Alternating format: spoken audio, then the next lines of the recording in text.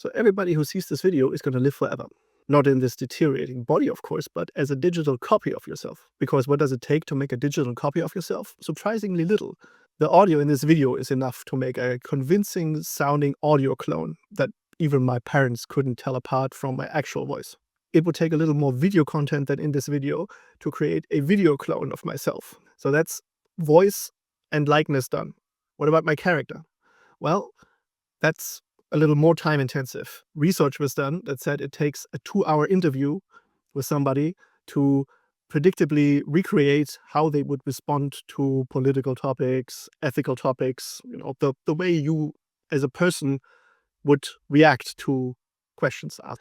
And then there is your memory, especially if you are interacting with people who know you very well going back years. For that, you would lead a very long history of interactions you've had with other people. For example, in messages that you've exchanged. And now you can guess which company is out there currently who has your voice, your video, messages going back years with your closest loved ones, and who is asking you today if they could use all of that for anything that they want. Since they are currently in the business of showing you ads, they will use this to show you better ads. But there's nothing stopping them from creating a digital clone of yourself that will live forever.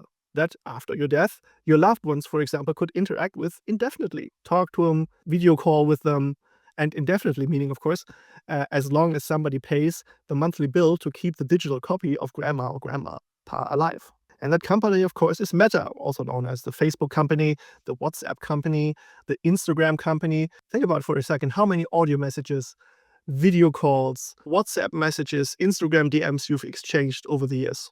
And what is in these messages? Could somebody use those to create a clone of yourself? I think they might. And they are currently asking for it. If you open up WhatsApp, there's this little AI bubble, and you have until the end of May to say, oh, no, maybe I don't want you to have all this data of me to train any AI that you want. So if you don't want Meta to create a copy of you, you can go into your settings, privacy, and there's a bubble somewhere that says, I don't want you to create a copy of me.